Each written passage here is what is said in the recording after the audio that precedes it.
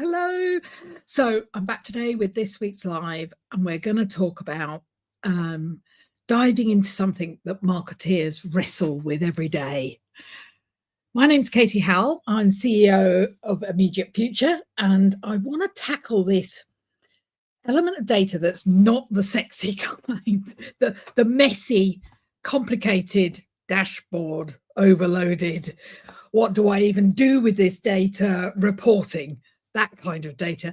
And one of the things I want to cover is data storytelling, because let's face it, raw data in itself and pretty charts rarely convince your boss, and it definitely doesn't inspire your customers. So I'm not doing this alone. I'm going to be joined by someone who knows this space inside out, and I'd like to welcome Barnaby. Let me just bring you on. Hello. Hi. So Barnaby Barron is head of EMEA analysis at Cision Insights. He's led global insights programs for Microsoft, for Sony, and you're a physicist by training. I love that. I did genetics. You did. We've ended up in weird careers, haven't we? Yes. And an analyst by trade and a storyteller, I think, at the heart. And you know exactly how to turn numbers into action. So we're going to expect some clarity and honesty and some cute examples of how to turn things into stories. That's what I'm hoping for.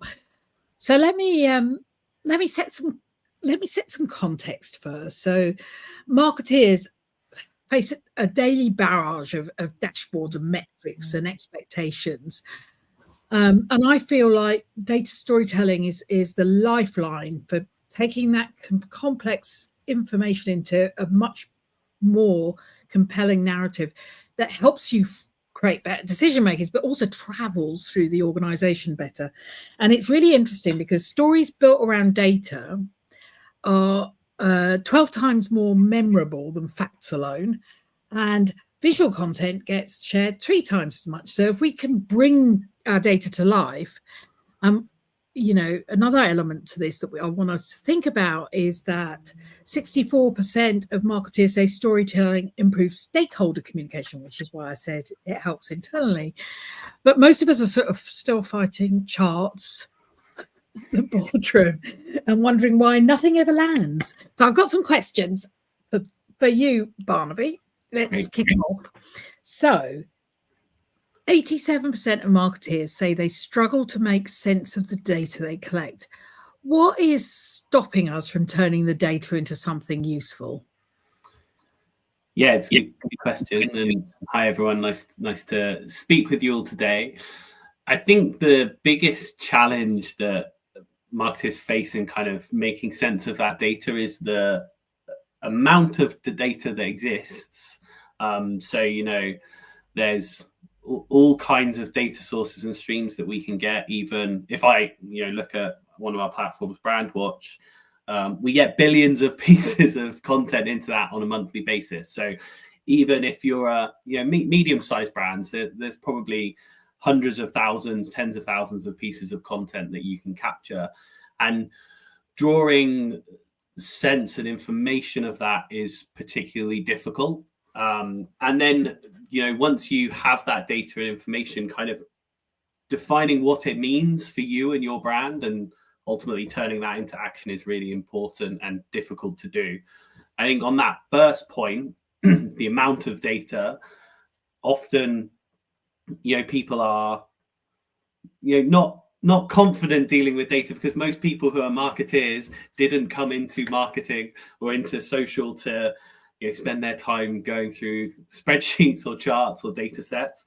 So there's an element there where you have to kind of build out your comfort in that data, understanding where it comes from, understanding what it potentially means. And then secondary is that pulling the insights out of the data. And one of the things that I will always talk about with our teams as well as customers is that deriving insights is a non-linear process. So you can spend 3 days staring at a data set, being unsure what it means for you and unsure what it potentially means for the business, before eventually maybe something clicks, you look at it in a different way and you can kind of derive an insight or an action from it.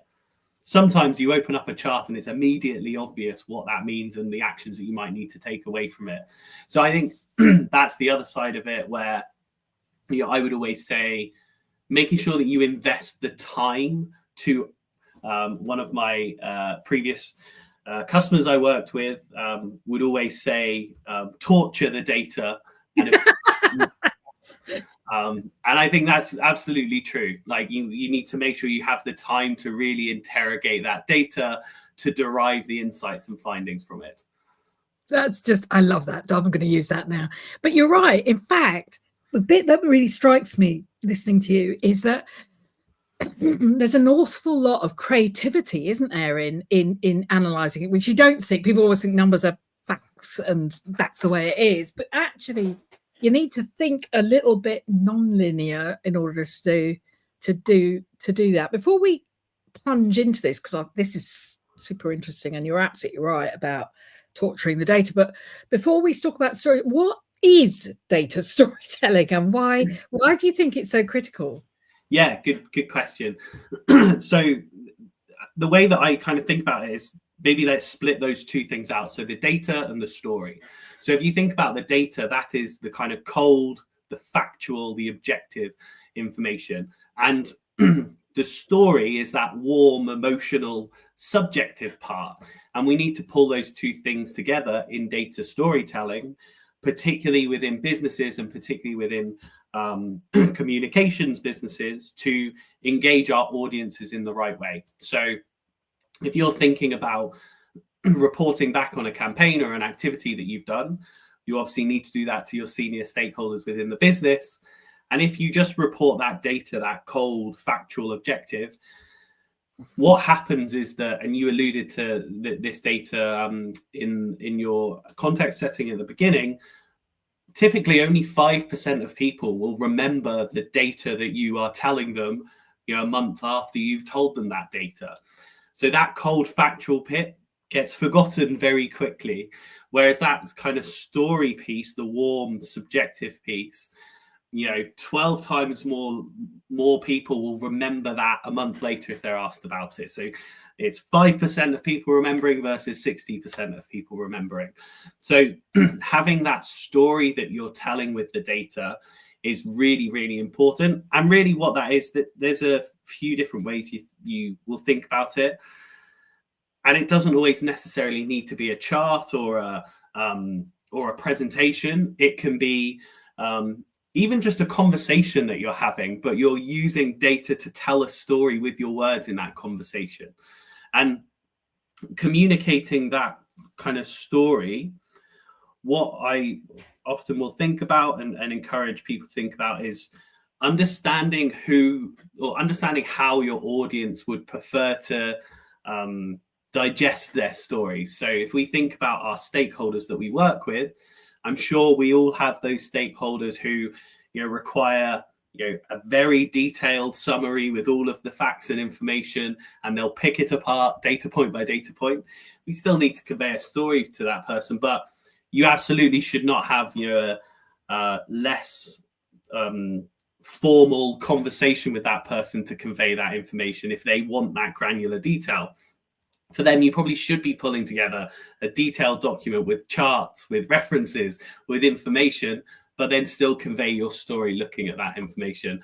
Whereas for some stakeholders, yeah, maybe a conversation that you can have. So understanding the best way in which to present that story and thinking about if the audiences engaging that story are, and particularly if I'm thinking about senior stakeholders here, if they're more visual or less visual, and if they're more kind of spoken communications or written communications. And that can allow you to identify the right way of communicating with them. So yeah, if they are very visual and like written communications, probably a PowerPoint deck with the right information. If they're less visual and more conversational, then perhaps that's a presentation that you can have with them if they're you know, a senior stakeholder, or just a one-on-one conversation going through some of the data. So understanding the right way to engage with that audience to get them engaged with that story, I think is really important. And that's really, while you were saying that, I was thinking also it's that whole element of sometimes you also need to feed the one-liner. And I always think LinkedIn did it rather well with their research study, which was the Ehrenberg-Bass data that only 5% of your buyers were in market at any one time. But the way that it's roughly where they were at, or paraphrasing. But the point is that if you hear anybody say it, they almost say it the same way, in the same pattern. In other words, it became a message that becomes easily repeatable. And I think there's a lot to be done with thinking about how you market your data. And it's really interesting here that Elaine has come up with a question. I'm just going to, sorry, put my glasses on and pull it up. So Elaine has just asked us, what makes a data story stick with stakeholders? Is it about the structure of the narrative, the visuals you use, or knowing what to leave out? Yeah, it's a great question. All of those things are and can be important. What I try and do is, if I'm thinking about the kind of data story that I want to communicate to stakeholders, and there's a great book by Nancy Duarte which covers some of this. There's a framework within that around kind of creating a story arc which you would use to communicate to those stakeholders, and that's the same story arc that kind of story structure that you'll be used to in any kind of story from when you were very young engaging with stories. And you would start there. If we're used to maybe a story having a beginning, a middle, and an end, you can relate that in kind of maybe business terminology to make it slightly more applicable to our day-to-day work. That beginning is the kind of situation in which you're facing. So in there, you may be talking about a problem that the business is facing, or an objective that the business faces. Say we want to grow our number of members X% year on year. That can be your kind of beginning situation that you're starting with. You will then inevitably, as you go through that, have particular complications, which are kind of your middle, or is what's sometimes maybe called the messy middle in a story, where things get more complicated. And in that, you may be able to articulate, well, in previous years, we've had good growth, but we haven't hit the growth we wanted because maybe we didn't have the budget investment that we needed, or maybe the campaigns that we had didn't land with our audiences in the right way. And you can use data to articulate those challenges that you face. And then ultimately, you want to take that to get to your end or your resolution, where you're saying, well, if we invest more, then we feel like we would be able to accelerate our growth as we haven't previously. Or perhaps if we reorient our campaigns to reach these different types of audiences, we give ourselves better opportunity to hit our goals and objectives.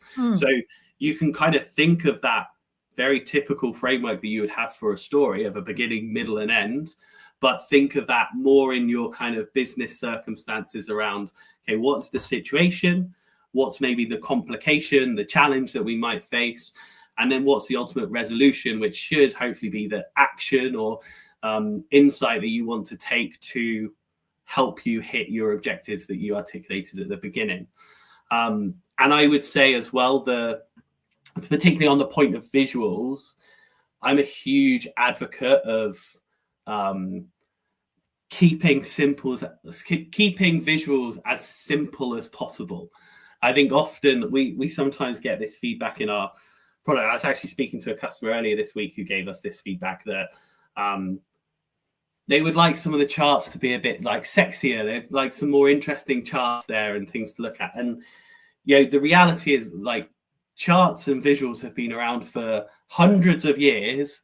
Like, if there were things that we should be using rather than like basic line charts or pie charts, which were better, we probably would have discovered them at some point in the last 200, 300,000 years.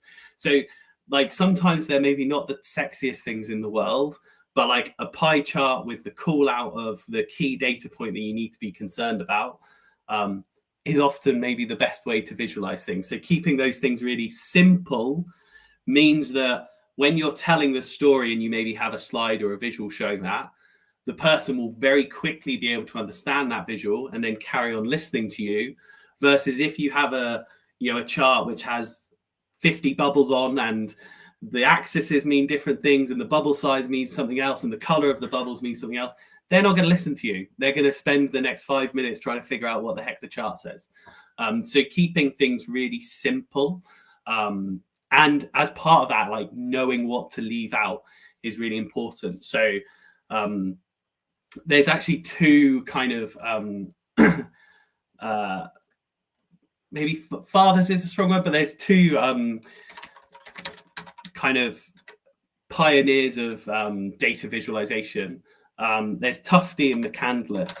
And the idea with those two different views is that I need to get these round the right way. Edward Tufte's like diktat, his idea was that you hold the data above all else. You present the data as it exists, very factually, and you let the reader read that data and interpret what it means for them. Whereas McCandless, his view was much more that you can adjust the chart to help tell you the story. And I'm very much that school of thought. Me too.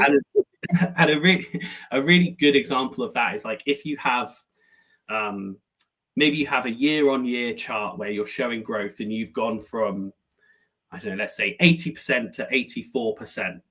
And that 4% was really, really hard. And you did loads of work to make sure that you were hitting target there or, achieving growth year on year.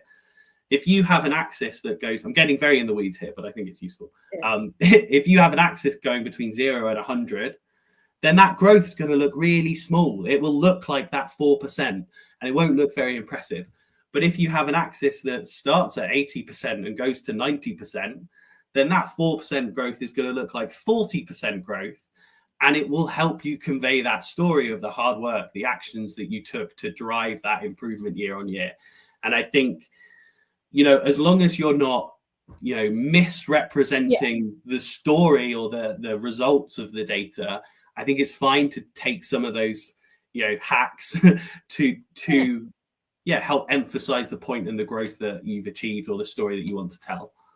And I think it's a practice skill because you need confidence to do this. You need to keep practicing it because you mentioned something there that I thought is really, really important, which is that we run down such a rabbit hole with data that often what happens is you put all the information out there because you don't know which ones to pick. And I think that sometimes can throw you. And I am really for visual storytelling because most of my colleagues are visual thinkers because we're agency side. And because I think it can, alongside a table or a chart, which does appeal to some parts of the board will prefer to see the hard numbers. In the main, there's a great deal more you can do. I mean, there's a comment here from Tom that I just want to put up because I think I've only just read this through my fuzzy eyes. But anyway, using visual representation can help assure, e.g., thousands of engagement. Find the equivalent to that figure, like a football stadium with all the seats visible. That kind of context can really help. And we do that a lot. I kind of talk about jelly beans because very recently the guys had put the number of impressions as the number of jelly beans and what, how many stadiums or how many, I think it was a swimming pool, how many Olympic swimming pools you can fill up. And I think that this is a really good element to it. But I'd like to now bring up CJ's question because this, I think, plays onto what you've just said, which is how important is emotional connection to data storytelling? I think that's really... Yeah. It's a great question. Yeah, great question. And it's so important because we talked about the fact that through stories, people are more likely to remember what you're telling them, more likely to engage with what you're telling them. The big reason that is, and there's research that backs this up, is because telling stories brings us much closer together. So when you're telling a story, it engages all the different parts of your brain, and it engages the parts of the brain of the listener. So it engages like language processing, language comprehension, it engages like the auditory cortex, the olfactory cortex, like shared memories, the amygdala, like it engages every part of your brain, whereas like just the data does not engage all of those parts of the brain. Yeah. And what that does is that it means that when you're telling a story, it creates this like shared connection between the storyteller and the listener, which is why your listener who's hearing that story is so much more likely to remember that information. And also they're much more like, I think you maybe referred to this as well in your context setting, like they are much more likely to take an action off the back of that. So like these stories and the data kind of only really matters if someone's taking an action. Like if you're doing insights reporting for your social work or your communications activity, yeah, kind of doesn't matter. It's only, you know, reporting for the sake of reporting unless people take action off the back of it. So telling that story, which creates that connection, which is then more likely to drive action, is really, really important. So in answer, like it's very important. I think the other thing that I always talk about with various teams when it comes to kind of storytelling, and I think particularly true if you're I mean, it's true in-house, but maybe even more true if you're like agency side like I am and you're working with customers who are in-house, is really what you want to be doing is like you want to become the mentor to your customer in the story. So if you think about, you know, there's lots of classic examples. One of the ones I will talk about is like, we want to be the Mufasa to our customers Simba. So in the moment when maybe our client gets lost in the data and doesn't know what to do, we can be the ones who kind of come in, help communicate that story to them so they know what the data's saying, and then they can kind of help take that action away. So particularly, yeah, maybe agency side, when our clients or customers are stuck, we can be that mentor who gets them over that hurdle, and yeah, helps them kind of understand. And again, it kind of helps to build that emotional connection, which we know is really important to data storytelling and driving action ultimately. So, you know, the building of confidence, there's an interesting element to that. Is, do you think that AI can help? I'm sorry, I'm mentioning AI again, but you know, go-to might be, you know, plugging your data into AI and querying it that way. How does AI support the storytelling side of it? Yeah, it's a good question. I'm quite a heavy user of AI because I think you've got to get on board if it's going to take lots of aspects of our jobs over the next 50 years. You've got to understand what it's good at, what it isn't good at. I think I definitely use AI a lot in terms of interpreting data. So, and we will do this as well as when we're starting reports for customers. We will, you know, use the AI tech in our platforms to say, summarize this content for me, maybe highlight some of the key things that have changed. I even do that with like some of our internal business data on our customers and engagement with the platform, put that into AI and say, tell me what this means. And it's really good at, I would say, taking the first step of the process. So if we think about data generally and analysis, there's a few steps you want to take. You want to kind of analyze the data and understand what it's saying, then start to interpret that analyzed data and start to build some hypothesis around what it means, what you might want to do off it, and then kind of validate or invalidate those hypotheses by, you know, cutting the data in different ways, looking at if that's true for competitors, etc. Is it an industry trend or is it just for your business? And AI is really good at that first bit. AI is very bad at the moment at some of those later steps and interpreting maybe what it means for you.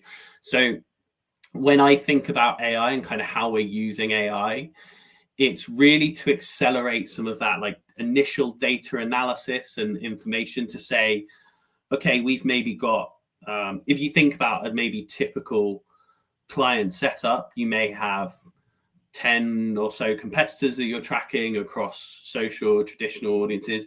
You maybe have 10 topics, themes that you're looking at. You look at sentiment, a bunch of different things. So maybe up to 50 different tags or categories. It's incredibly difficult for a human to look through all of those 50 things in short order and see what's moving, what maybe matters. The AI can very quickly, you ask it, say, call out to me the biggest changes month on month or quarter on quarter, and give me a bit of a view of the key stories or what's potentially driven that. It can do that piece really well, and we leverage it to do those initial steps. But then you kind of have the human come in, do the understanding, the intervention, to really understand what's going on. So like, a good example of this, where AI can really fall down is one of the things we do is we track timesheets. Like I think every agency tracks timesheets. I put all of our timesheet data into actually kind of Copilot, because we're using Microsoft, and said, tell me some stuff about our timesheet data. What's going on? And the first thing it came out and said, there is a very high correlation between number of timesheets and hours worked. And I was like, okay, thanks. I think I figured that out myself. I love it. I love it. I have to say, I use it a lot. And that is, do you know, back in the day when I used Brandwatch, when it was very early days, and you download these big spreadsheets before the AI was integrated, you download these spreadsheets, and I used to use, you'd set up your conditional formatting, you'd pull out all the data. I'd have a big bit of paper next to me. I'd be scribbling away going, oh, that's interesting. I need to look at that. What I think is, I'm with you. The one thing that's useful is is interrogating the data. Yeah. Is there anything that proves this? What about this? What sort of data is there around this? Because it will go off on its own little tangent because it doesn't really understand why you're asking. So it can't put things in context unless you're prepared to write, 20 pages on content. But it is amazingly faster than the days when I would have 30 spreadsheets open with all the conditional formatting put in them, and then oh god, it used to take me forever. I mean, it was 3 days work just to clean the data into a place where I could then start thinking about what it meant. And I think that has been the joy. But you're absolutely right, I don't think it can story tell very well. I don't think it understands how to turn the data into an emotional thing, because we're emotional human beings and AI is not emotional. so it's not able to do that. And I think that is I think what's the beauty of it is that if you're not comfortable with numbers, AI can help you get more comfortable with numbers. So long as you make sure you tell it that if it does any jiggery pokery, it needs to show you the equation it's used, because sometimes it just makes stuff up. So you need to make sure it does its math properly. Yeah. So just in case there's a warning on GPT, that one, it does love a made-uppy formula. But I want to turn us a little bit around, because one of the things that I did this week was put out a poll about how marketeers can speak to CFOs, or, to be honest with you, anybody else on the board that isn't marketing. And you've worked with some pretty large brands. So you're very aware that, quite often our board or our leadership team or the people that sign off our budgets basically don't really care about things like engagement metrics. How should we be talking to CFOs? How would you change the storytell to appeal to the board? Yeah, it's a good question, and I think it is really difficult. If it wasn't really difficult, then we wouldn't, consistently have the surveys that say one of the things that marketers or communicators struggle with most is communicating their value to the board, or to the CFO or whoever it might be. I think what's really important is to, first of all, make sure you really understand what the business objectives are and what those executives or what the CFO will really be looking for in terms of demonstrating value to the business. And then as a communicator or a marketeer, make sure that you also have objectives which clearly ladder up to those organizational objectives. if there's stuff you're doing that doesn't ladder up to those organizational objectives, you probably shouldn't be doing it. And I say that like you maybe be surprised how often things like that happen. So making sure that you have that clear link between the organizational objective and your objectives, which can be articulated very quickly. If you can't articulate it in 60 seconds, then it's probably not actually a connection. You're jumping through too many hoops. And then once you have that kind of key information, is articulating it in as simple and kind of comprehensible way as possible. So when we're doing reports, before we get to that, your final kind of presentation point with customers, where I would say as well, a report is very different to a presentation. I think people often do a PowerPoint slide and present that PowerPoint slide, and it almost, if you're doing that slide almost definitely hasn't too much information on. If it doesn't have too much information on, then you probably didn't do enough analysis. So making sure you're kind of streamlining what you're presenting. And then we will, on that slide, have one chart, and in, you know, one, maybe a complex sentence, so it's a little bit longer, but ideally one sentence, articulate what that chart means and what action you should take from it, or what finding you should derive from it, so that it can be very quickly digested. One of the things with particularly like CEOs actually, if you look at the decisions that they make versus maybe middle management, and see, do CEOs make better decisions than middle management? They actually don't. They broadly, if you look at the research, broadly make the right decisions as often as middle managers do and make the wrong decisions as often. The big difference is that a CEO will make that decision extremely quickly. So you need to have as little information as possible to get them as quickly up to speed so they can make that decision.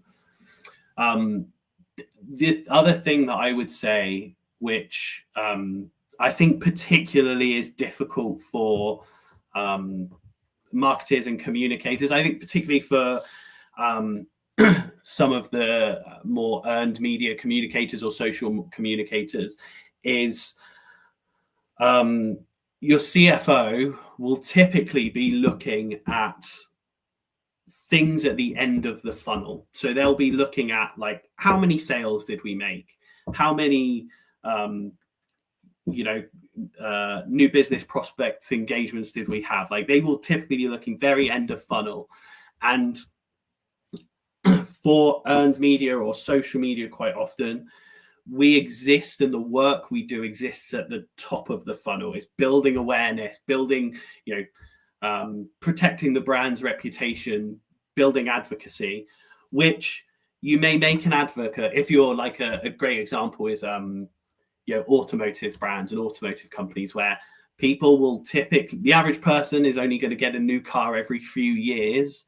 You need to be building that advocacy and awareness for your brand years before they're making that purchasing decision. And you're not going to be able to correlate and say, like, I don't know, John Smith read this news article and he engaged with this social post in 2022, and then in 2025 he bought a new Audi. It's not going to happen. So you need to be able to really tell that story and paint that story to your executive board of that full funnel and where you exist in that funnel, and demonstrate that awareness advocacy that maybe exists earlier than intent to purchase is equally as important. Otherwise, one of the common issues I've seen exist within brands is, because that end of funnel, you can track a click on an advert which drives a sale. The CFO will say, well, if I spend 100K on ads, I will make 300K in sales. So just put all the money into ads at the end of the funnel. And year on year, you'll see that return will decline because you're not doing the top of funnel stuff. So that's probably the hardest thing to articulate. Yep, you're back again. Yeah, sorry.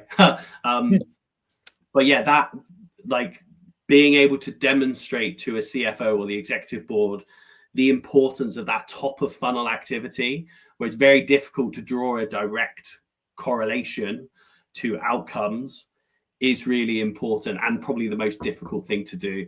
But hopefully doing that with like supporting information, being able to track what's the conversation for our brand, what's the sentiment of that conversation, the messaging in that conversation, builds a picture of supporting evidence that hopefully demonstrates the importance of that top of funnel activity.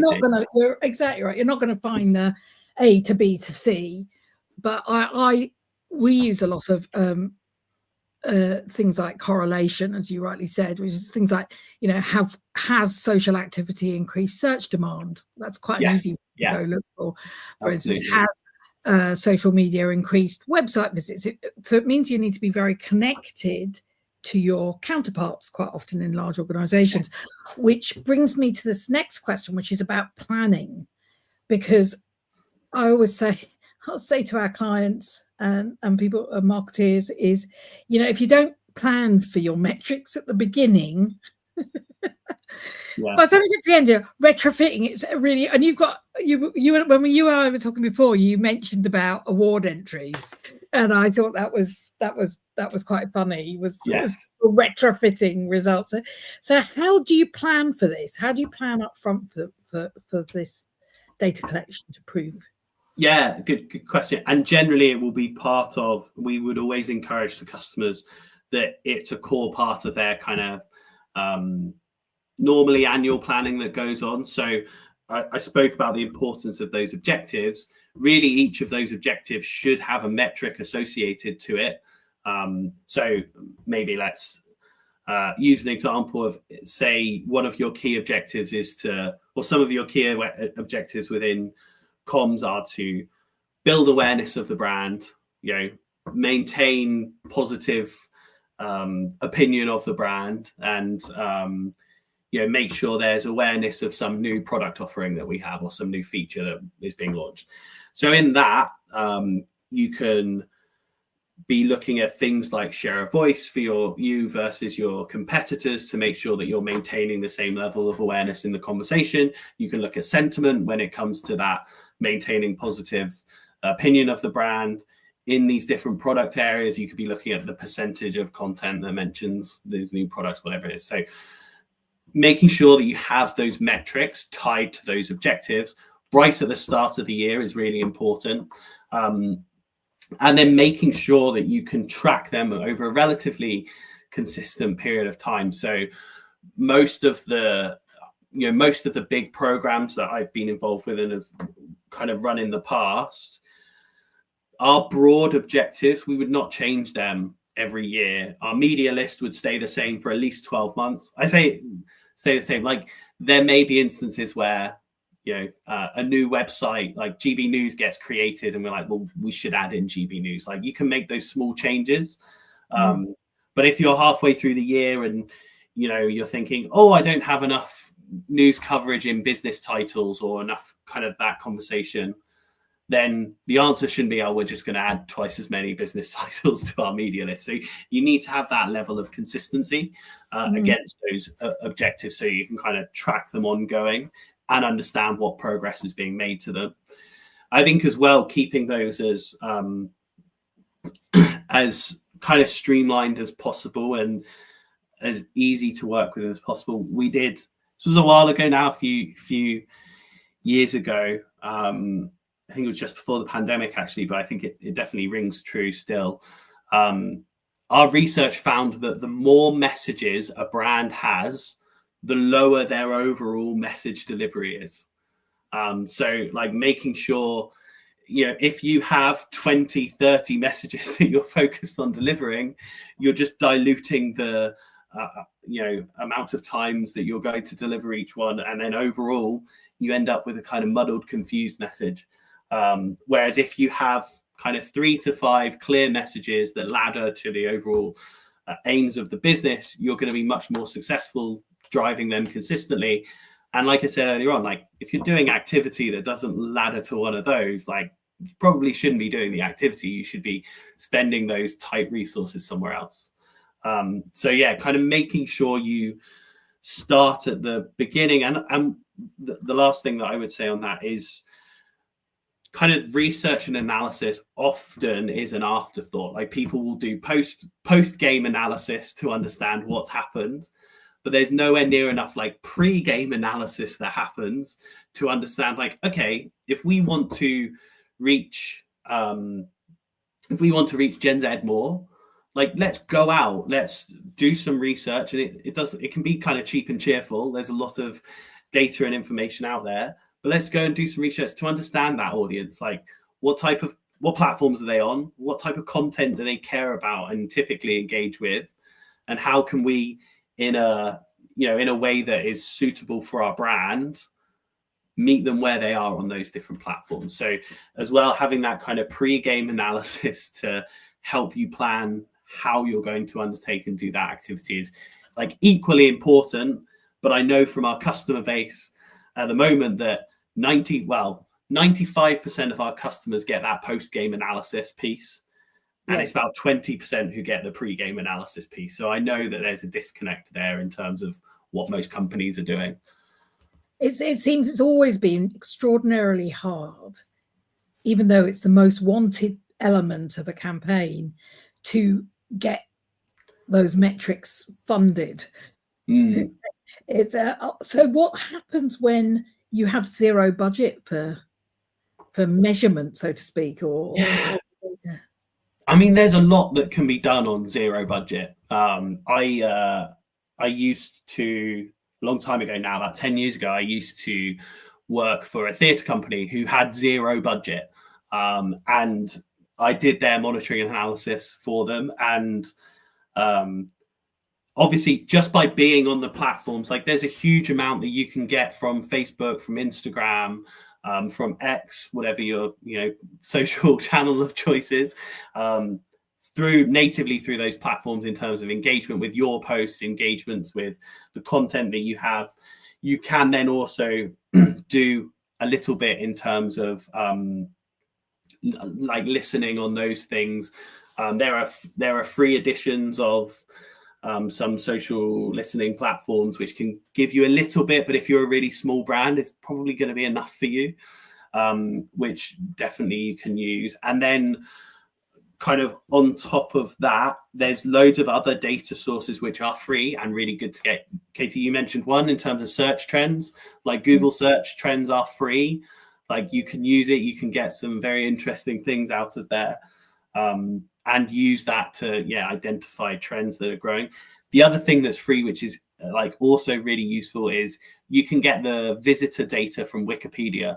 So that's free. Anyone can go and get that. That's super useful as well for tracking your brand, as well as tracking like general conversation about particular topics and areas, or not conversation, but like interest in particular topics and areas. And the benefit of that over maybe a Google search is you can get a little bit more specific into particular pages or topics or discussion areas. So slightly different purposes, but can both be used there. So there's an awful lot you can do free. And then even just beyond that, like, if you don't have monitoring or the ability to pay for monitoring, if you're a smaller brand, like, things like Google Alerts are going to be good enough for you. Obviously, if you're like Coca-Cola, that's not going to fly. It won't work for you. But there's a lot that you can do out there for free. And then, even beyond that, if you're a medium-sized business, there are platforms starting at a few £1,000s a year, which can then give you a big step up on what the free stuff can get you. And, if you can invest the time to learn that platform, understand how the monitoring and analysis stuff works on it, it can then get you a kind of step up if you can't afford maybe one of those more enterprise-like solutions. So there's certainly a lot that you can do for free. And there's a lot of support groups and kind of help around things like that on LinkedIn as well. So yeah, there's definitely a lot. Brilliant bit of advice. And as much as we want to do everything, sometimes you don't need to do everything in order to prove the case and to create great stories. Yeah. Scott has asked a lovely question, which is maybe a great way to round up, actually, which is, he says, great conversation, Barnaby. I agree. Who do you think is using data to tell stories, and what's your favorite story told with data? I'm putting you on the spot because that's a big question. Do you know, I'm a big sports fan. I'm a big football fan. I really like a lot of the work that The Athletic do. who are a sports publication. They do content on YouTube. They do like paid for premium sports content. I think they do a lot with data storytelling. And what I like about what they do is they'll use a lot of like novel metrics. And I think they do a really good job of explaining what some of those maybe novel metrics mean to people, so that they can engage with it and kind of understand what it means, and do that in like a very visual way, and kind of a fun way, which I think is really good. I think in some of if I try and think from more of like a business perspective, there's in terms of maybe my favorite story told with data, I won't tell you who it was, but one of the customers that I worked with, we did a big piece of work where we were looking at how people engage with specifically news content based on their location and the language that they consume. So typically organizations will be structured by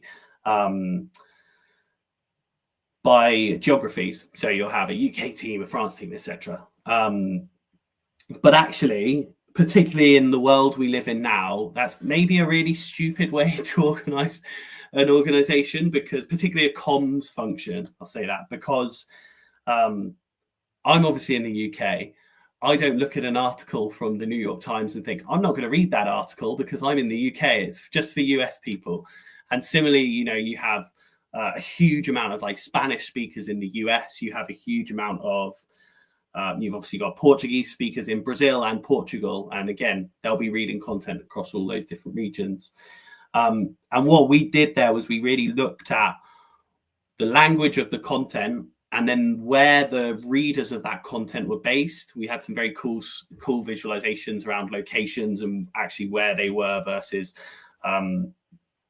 the languages of the content that they were reading.